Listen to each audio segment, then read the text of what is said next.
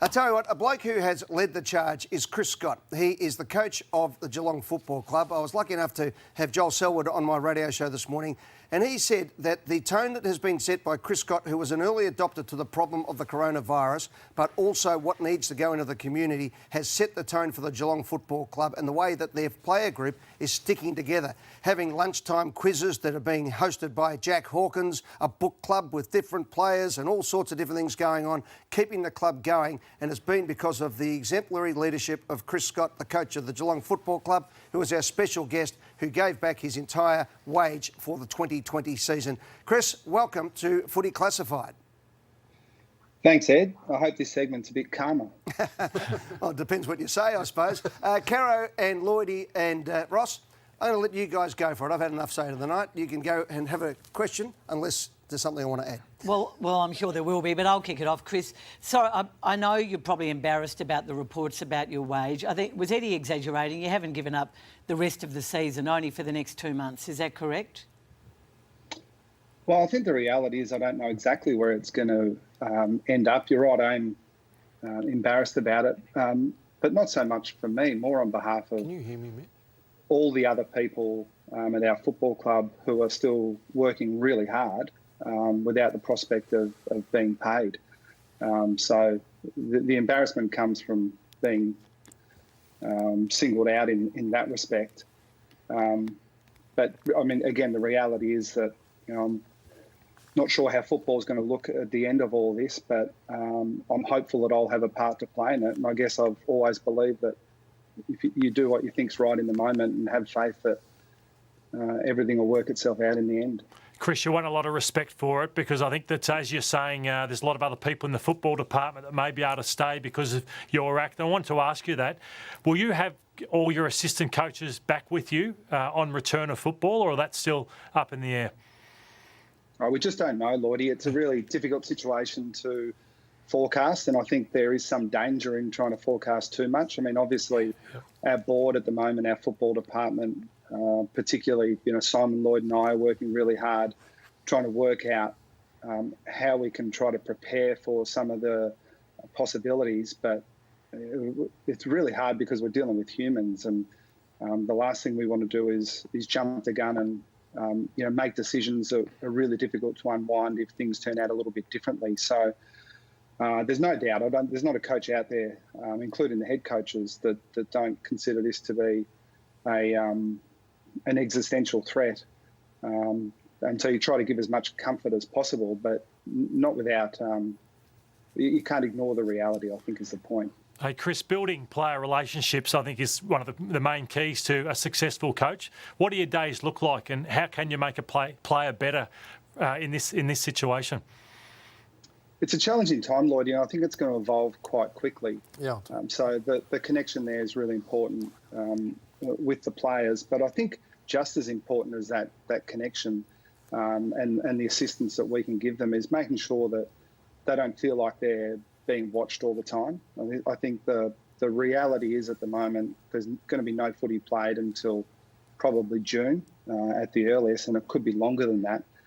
So we need to be really considerate about how we manage not only this next 2-month period, but what it looks like even going into 21. I mean, there's a live possibility that we could be asking our players to maintain their football fitness from now, virtually right through the end of season 21, which is unsustainable in my view. So it's a matter of putting some work in to periodise the program, make sure they're doing enough work so that if the break is shorter than we expect, that we're ready to go, but also giving some consideration to the fact that these guys, when we do come back, are going to have to be up for a very long time.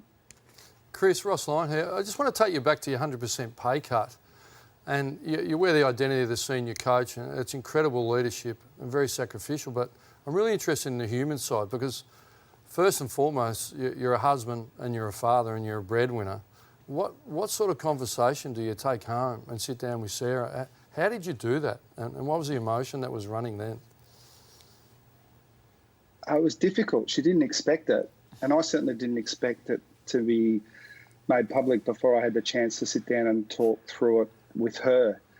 And again, I've got great faith in our football club, and I've got great faith that if you do a good job in the end, things work out okay. What we are in at the moment is an existential threat, and if we don't survive it, then I won't have a job anyway.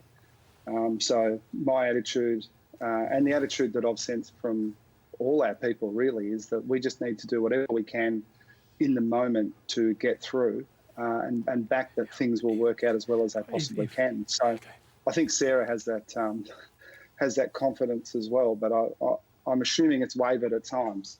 So sorry to labour the point, but Sarah read about or heard about your pay cut before you actually, or pay giving up before you'd actually managed to tell her about. Well, a lot of people did. I mean, I didn't really think that many people knew about the discussions I've had. I'm not exactly sure how it worked its way out, but I was trying to work out how to speak to her about it, and I was beaten to the punch. Oh, well, I'm sorry to hear that, but well done anyway. Just on the wider issue of footy, do you share your brother Brad's view that the draft age should be lifted and is now a good time to do it? I want to be really careful that I don't sound insensitive to the situation going on at the moment. But I think I have a view that there are ways in which the game could be different and maybe even better in the future. But sort of speculating on it too much, leads to, I think, some more angst for people that might be vulnerable in the brave new world. But with the draft age, I have said publicly before that I think it should be older, and that may well be a myopic view. It's really based on my experience being drafted at the end of year 11 and moving into state and having 1 year of boarding school, and the experience I've had as a coach dealing with young players, and even seeing the environments overseas, particularly the US college system. I think if we were starting again, we wouldn't be asking young players to go through the stress of being drafted when they're in the most important educational year of their life. I think the loss of a year of AFL football for a Chris Judd type is worth it for all those others that would be so much better prepared in their lives before they step into a footy club. Chris, you just said before that we may need players to go right through till the end of 2021. List sizes, Carrie mentioned on Monday night, they could go from 44 to 35 next year and then down to 30. If you're asked, will you be asking to remain at that 44 if possible, or it's just inevitable that we're going to lose players with a salary cap drop? I couldn't say, Lloydie. I mean, I'd love to give you an opinion, but I'd only be guessing, and I don't think it's fair on the people that are involved. I think it's well and truly your right and the media's obligation to speculate on this stuff and put aside the human element for a second. It is really theorising. I think brainstorming was the reference that Ross made earlier, and that's fair enough. But in my position, I don't really want to talk about what I would prefer or what I think is going to happen, because I suspect that there are going to be some realities in the new AFL world after all of this that are going to be unpleasant for a lot of people. Chris, more than 1 week down the track, just before we let you go, has Patrick Dangerfield been bruised by the role he's had to play on behalf of the players? He's pretty tough, Caro. I think I might have made a little bit of a blue, not the first one, in my time when I spoke.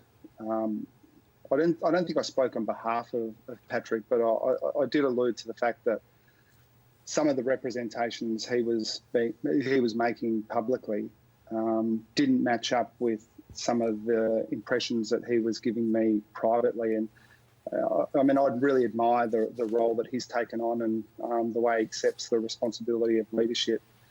And when you take on those positions, in times of crisis that you're going to come out a little bit bruised.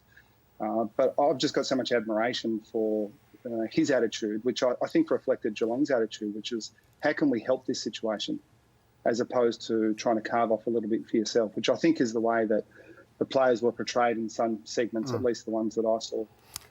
Scotty, good on you, mate. Thanks for taking the time to be with us tonight. You're the voice of reason. Great to hear. The last part that you said there was very pertinent to a lot of things going on at the moment, and that is there's a lot of things happening behind the scenes with people doing things for the best possible way that can't be actually put on the table, as we keep saying. It's going to be a very big table. This one, everything is going onto the table, but can't be articulated until the result is actually found, and then it comes out. So it's one of those hard situations between what's going on behind the scenes and what's happening in the public domain. Thanks very much for joining us tonight. We really appreciate it, and good luck, and hopefully we'll see you in the coach's box soon rather than in the rooms down there at Geelong. Thanks, mate.